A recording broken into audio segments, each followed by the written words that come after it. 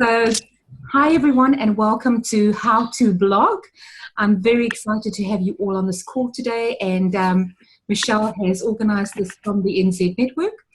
So, I'm really happy to have you here. Just a bit of housekeeping. We're going to go for about an hour. I'd love this to be a participative workshop, kind of like a little workshop thing. I'm not going to throw a whole lot of slides at you. I want to show you in real life how to do stuff. And so if you want to stop me at any time and ask questions, just unmute your microphones and stop and ask the questions. Don't be scared to ask, as many questions as you can. Now, if you can mute your microphone, that would be awesome. The way that you do that is go down to the bottom left-hand side of your screen, and there is a microphone there. You can mute it, and you can unmute when you're ready to ask the questions. Right, shall we get started? Aloha, Sydney. Okay, so welcome. Right, let's get started. So the reason why we put a blog together, or the reason why we blog, can be varied.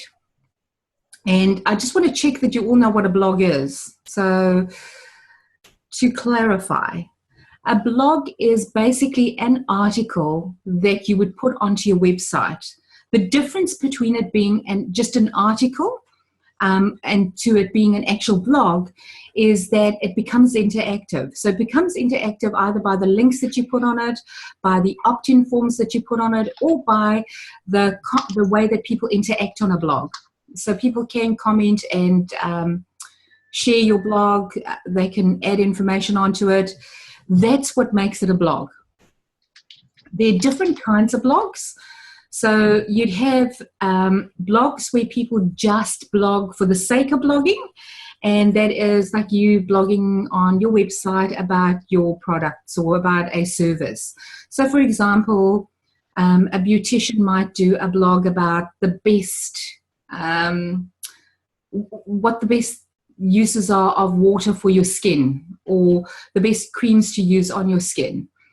Now, they might be blogging just for their website and just to show people that they are an authority in their field, and they may not sell anything on that blog. They might not do anything else to that blog.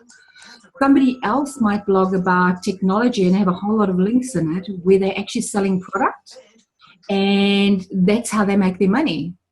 Other people get a lot of visitors to their website, and so their blogs actually make them money because they sell advertising on their website. So there are different ways of monetizing a blog if you are interested in monetizing your blog. I haven't yet here, and I stand under correction, but I haven't yet here in New Zealand picked up people that really monetize their blogs very well. So we've got to get better at it as New Zealanders. There are a lot of people that do make quite a bit of money from the blogs, but that's not necessarily the only reason why you blog. Okay. Are there any questions? No? Cool. All right, let's get started. We've got 24 participants now, by the way, Michelle. So we're on a roll. Okay, so what I'd like to do is I'm going to share my screen with you, and I'm going to take you through the steps for blogging and what to look out for, how to blog. And honestly, from here on out, just unmute your microphone and ask me questions if you get to a question. So let me grab my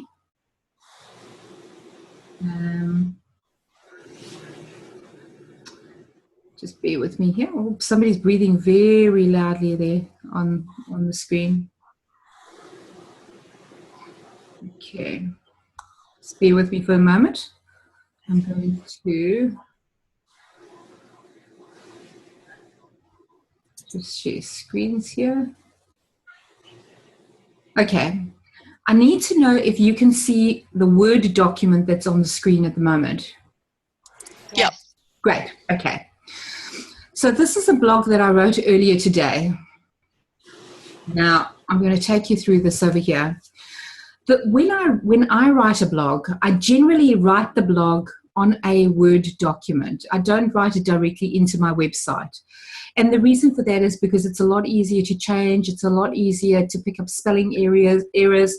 And it's always good to reread your blog once or twice to make sure that you are saying the right things. Now, some pointers for anything that you've ever learned about the English language in terms of paragraph sizes and, what to put together and all of that, forget it. There is no right and wrong in blogging at the moment. The biggest thing is get your spelling right and make sure that your paragraphs are smaller rather than longer. So try and get smaller paragraphs in. Size of the blog is important. I hear a lot of people saying size and content of the blog is very important. I hear a lot of people saying things like just write short, quick blogs. They're okay, but if you're doing that all the time, you're not going to be found in Google searches. Google picks up blogs that are longer, not shorter. So if your blog is content rich and it's got more than 1,000 words, Google will pick that blog up first before it will pick up a blog of 500 words. So know that your a longer blog is actually better for you, not a shorter blog. In saying that, I'm not saying that you have to write long blogs all the time, but you're wasting your time if you're writing short half-page blogs just for the sake of blogging.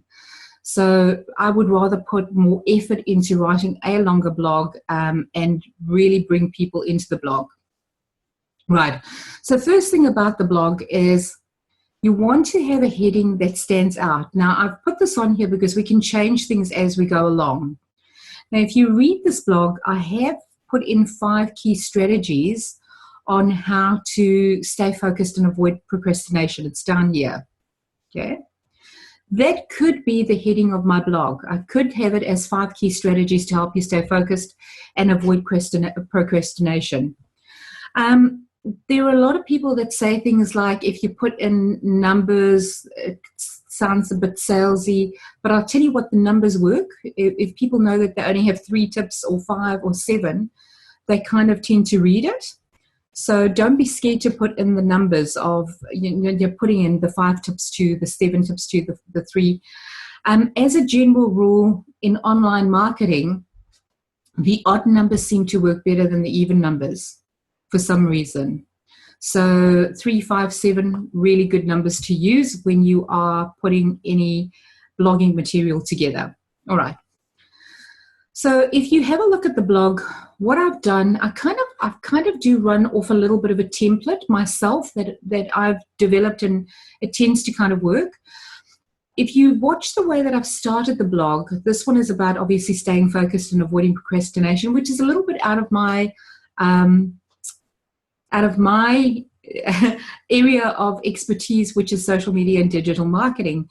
So it just shows you don't always have to write about your area of expertise. But for me, this is because it's still part of my work and it's still helping me.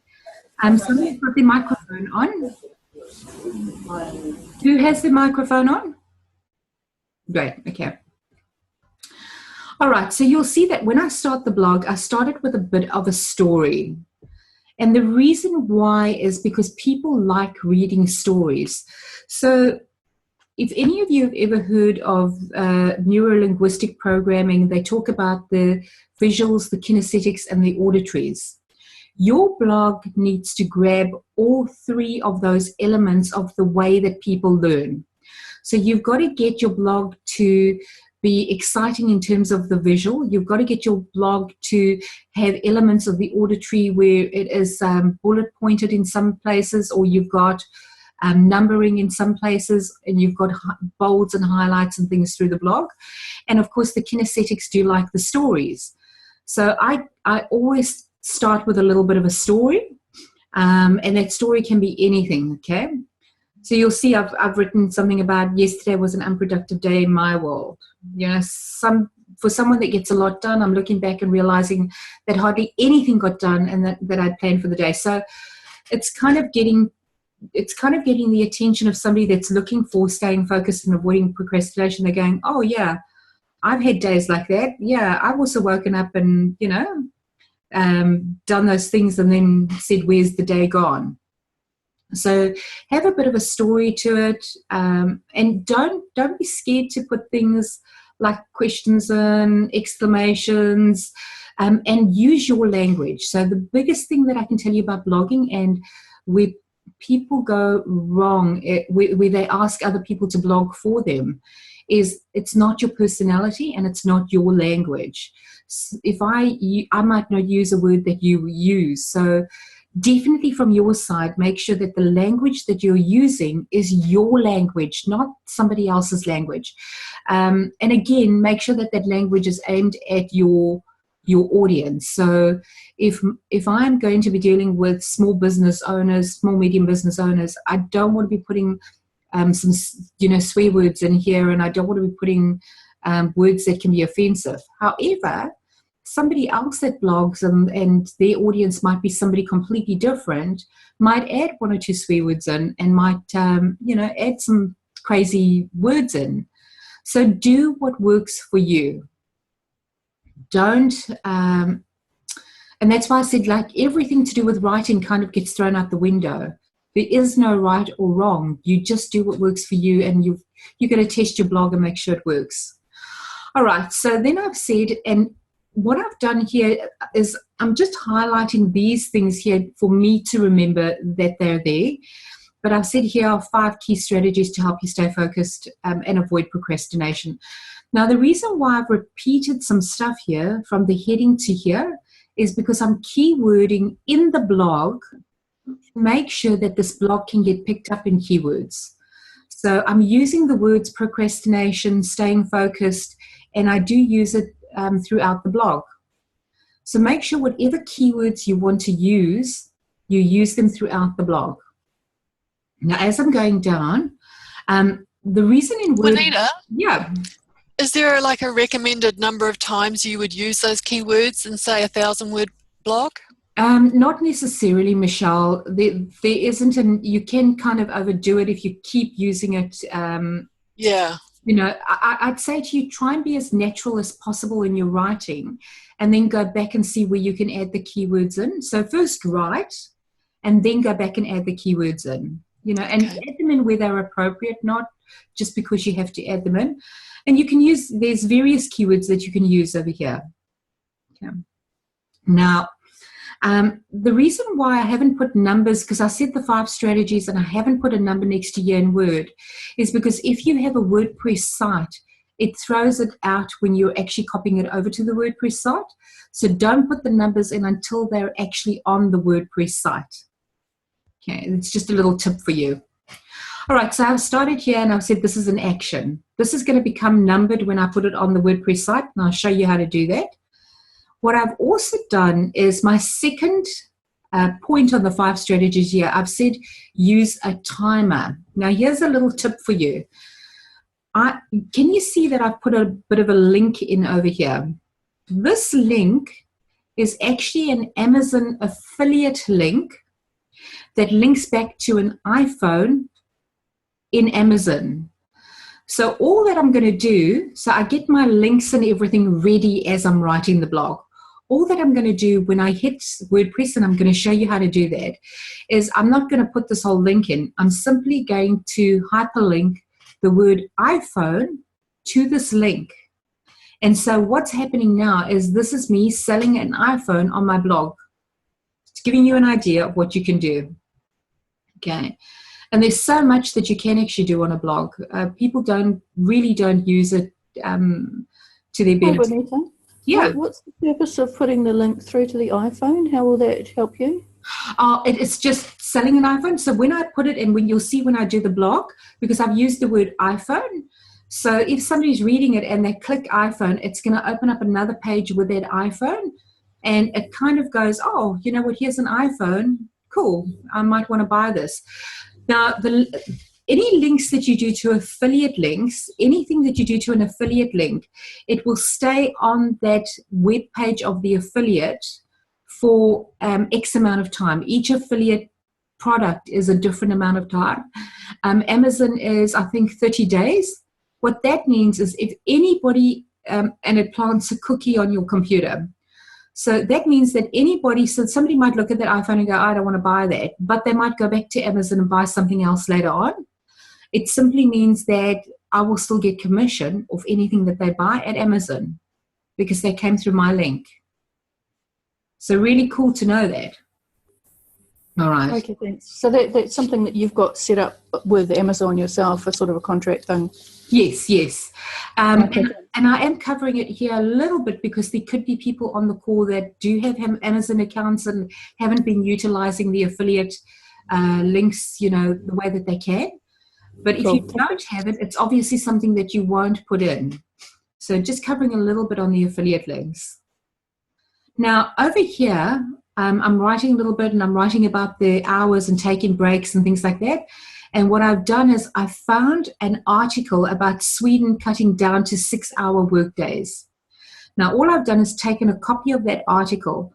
The reason why I'm taking articles from other websites and putting it in here, it's what we call backlinking, and it's really good for your blog. So you backlink to other people's articles, and it creates these links coming backwards and forwards to your article. What you need to do is try and get people to backlink in their blogs to your articles. And that's the way you kind of create all this emotion and interest in your blog, because you have backlinking coming through all the time. So even us as a group, if we have people that are doing similar things, or if somebody in this group knows about procrastination or anything like that, I could take an article of yours and link it in here, which means I backlink to your blog, so I'm doing you a favor. And at some point you'll do me a favor and you'll backlink to my blog with something that you write. So it's just kind of sharing all the time. All right, so here's all my points. And then down here, I have a little YouTube video that I've also included in.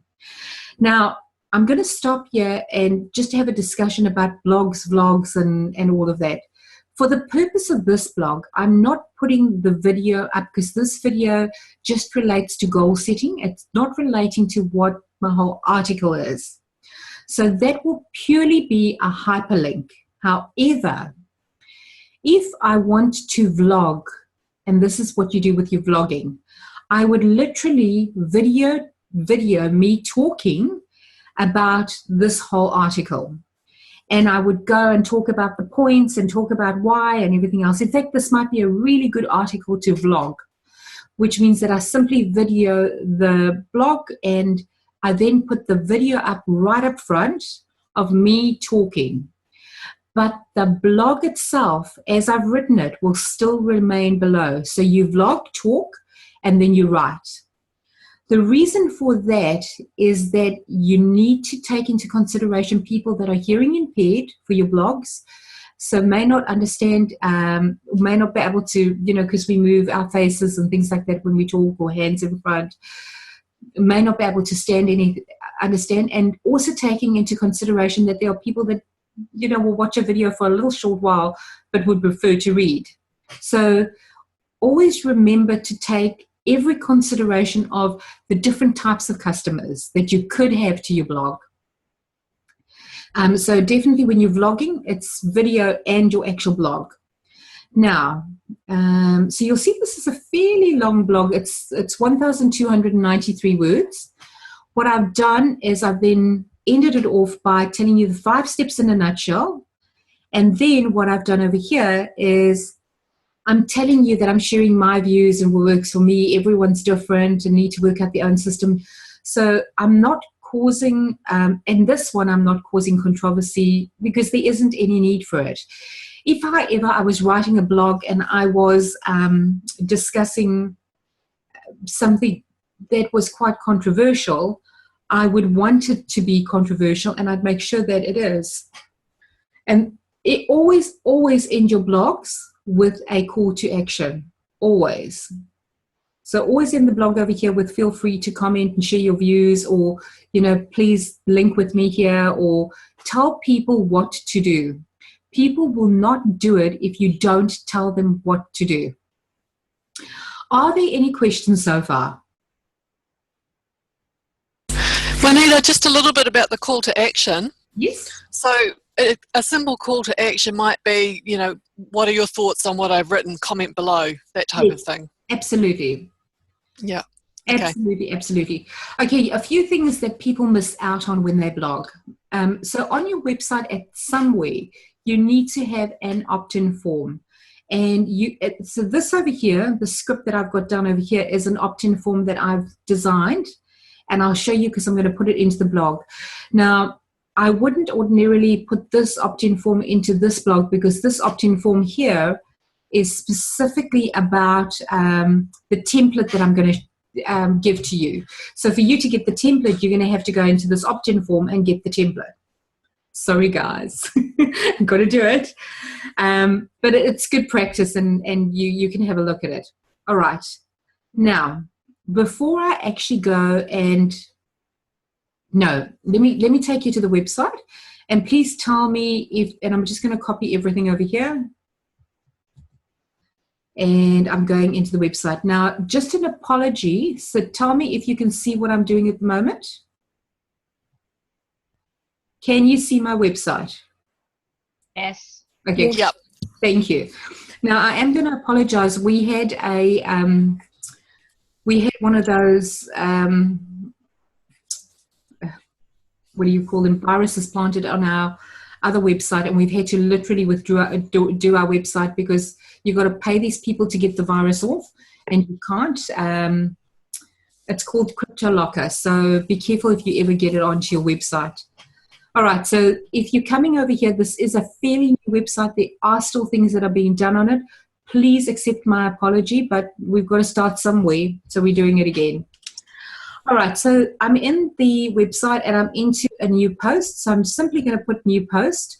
Now, for those of you that don't have WordPress, the principles here are still going to apply to whatever website you have. The only thing that you're going to find, and here's the difference between a Wix website and a Foursquare and all of those kind of websites, they're not freehold websites. So the search engine optimization is not necessarily that great on those kind of websites.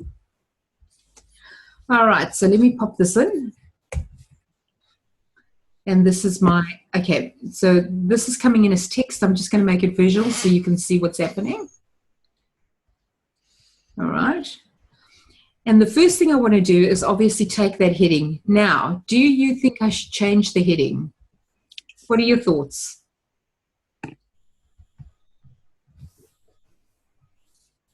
I think it'll be more interesting if it had the 5 in So the title. So you want to say 5 strategies? Yeah.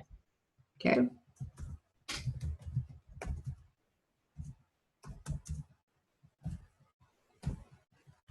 Like that? Or would 5 tips be better because it's quicker? Oh, this is interesting because, and that's a really, really good question that you've asked. So there's a difference between hints, tips, strategies, and things like that. Be very clear, because a strategy tends to tell people that it's a bit of a longer read.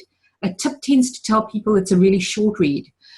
The things that I've put into each paragraph is a little bit of a longer read, and that's the reason why I chose the word strategies as opposed to tips. So it's giving people the inclination that it is a bit of a longer read. But I can change it to tips if you want to. Up to you. No, stay with strategies. It's good. Actually, I'm going to put 5 key strategies. How's that? Like I've done over there. So 5 key strategies. Now, I'm going over here, and you can see with WordPress, no matter how much in the Word document I actually had my paragraphs set out, you'll find in WordPress you have to still put your paragraphs in. Just double check it, so you can always be checking your what you're doing by previewing your blog. Okay, I'm going to do that. Actually, I won't. I think it has got the paragraph in it. I can come back to it. All right, so here are 5 key strategies. Now, this is what you need to know, because somebody did ask if I would cover this in here, is in here you've got your what we call H1, H2, H3 tags. So whenever you hear people going, is it an H1 or an H2, it's simply a heading. That's all it is. but the headings make a difference. So generally when your website has been set up, this is an H1 over here. It means that that is what is going to be picked up for keywording quickly, and an H2 tag will be picked up for keywording well as well. So when you're doing something over here, I can change this one to an H2 tag. Whoa, knew it was going to do that. I should have put a space between. So let's change that back. Paragraph, thank you. All right, so you can see some of the lovely stuff that happens. So let's change that back. And let's highlight and put an H2 on that one. Okay. Again, so I had all the actions and things like that. Make sure your spacing is right. You can always go back and check your spacing and fix up your blog before you do anything. Okay, so an action list of 3 things that must be done by the end of the day. Here are 5 key strategies. So this was one of the actions. Can you see how, even though I had them bolded in my Word document, it was not bolded carrying it through? So just watch those kind of things. So that's, I've done it again.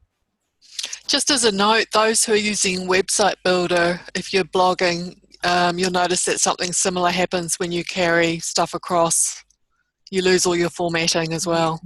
It is a general, it's a general thing when you're carrying things over for website. Okay, so that there is an H3, and you'll see that I'll do this with all of these. So, okay, let me just do this properly and make the spaces in. Okay. So there we go. So what I'm doing, all these tags that I'm putting up, so I can bold things, I can do whatever I want to, but I want to go here, oopsie, and I want to go here and show you what I've done. So I said the iPhone. Now all I'm going to do is take this link over here. There we go. And I'm going to actually delete it, right? I've copied it. I'm going to highlight the word iPhone, and over here is a link button, and all I will do is put that link in here. Now when you do this, make sure that you always click this open link in a new window tab.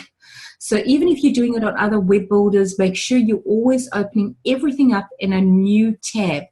And the reason for that is because if you don't, you're taking people away from your blog straight away. So people can go straight through and to the iPhone app, and they won't find your blog again. So you want to have the 2 tabs open. So I'm going to add the link, and you'll see it's highlighted now, so it knows that this is a link. And if I'm going down, there was another one that I had.